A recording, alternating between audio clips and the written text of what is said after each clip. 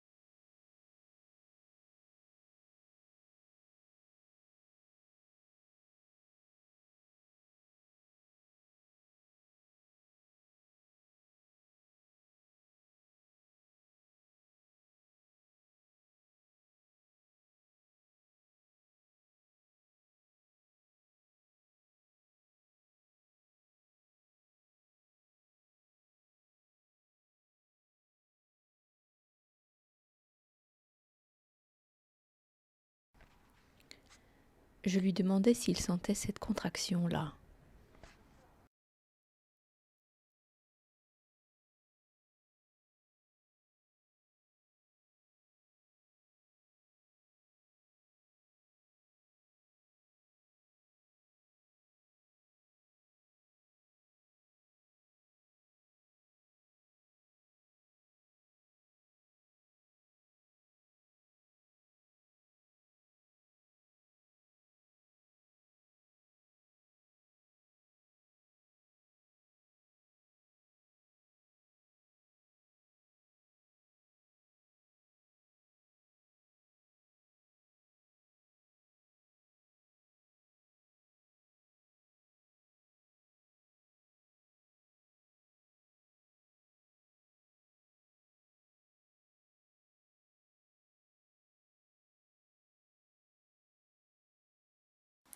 Il me dit que c'était précisément là que parfois il avait mal.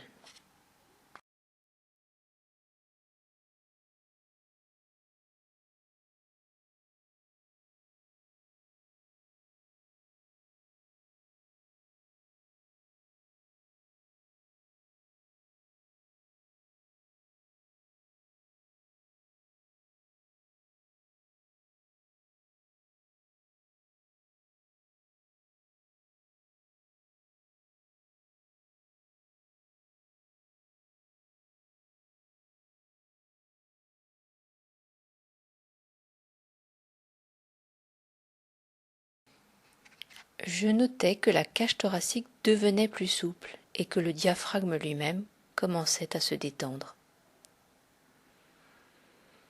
D'ailleurs, il émit un profond soupir.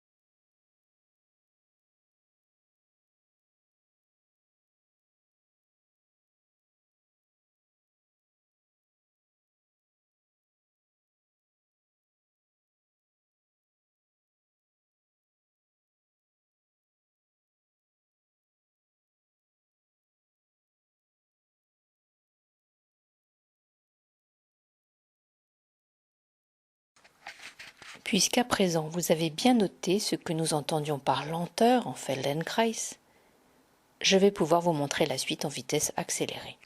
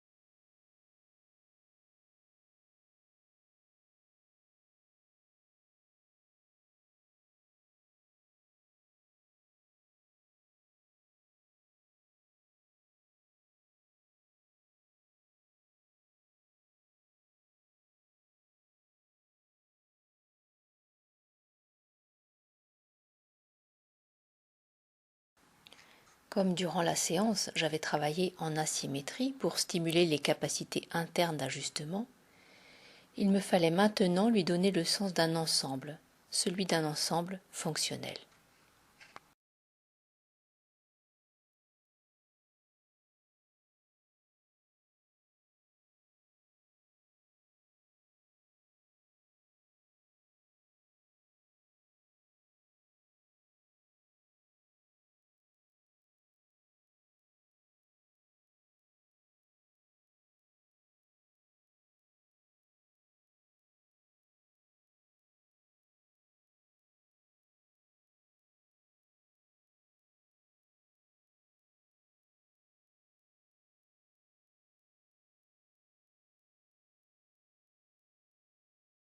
Quand il se retrouva assis, il me dit qu'il se sentait très stable et aussi que son dos lui semblait redressé.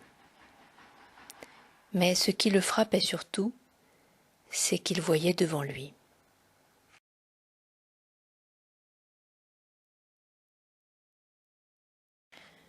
Du fait de sa remarque, une fois qu'il fut debout, je me dis que je pourrais encore lui faire sentir que cette nouvelle possibilité avait un rapport avec la mobilité de sa tête.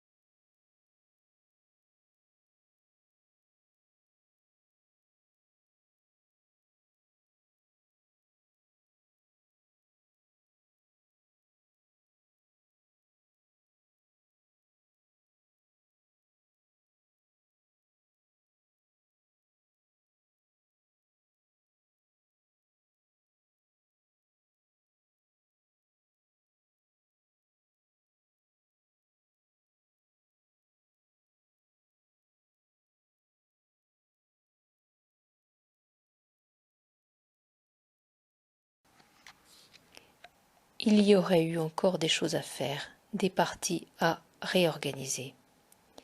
Mais la séance avait déjà assez duré. Il me fallait lui laisser le temps d'intégrer ces nouvelles options.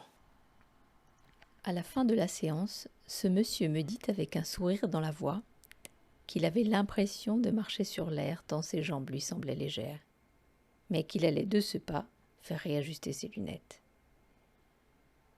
Ce que je remarquais pour ma part, c'est que cette nouvelle mobilité lui permettait de mieux rééquilibrer son poids d'un pied sur l'autre dans le déplacement. Il semblait plus libre et se déplaçait même avec grâce. Habituellement, je travaille avec des êtres doués de sensibilité et ayant une vie propre, une histoire, une culture, une langue, des liens sociaux, des projets, et non pas avec une poupée. Et c'est même avec la manifestation singulière de chacun que nous travaillons en Feldenkrais.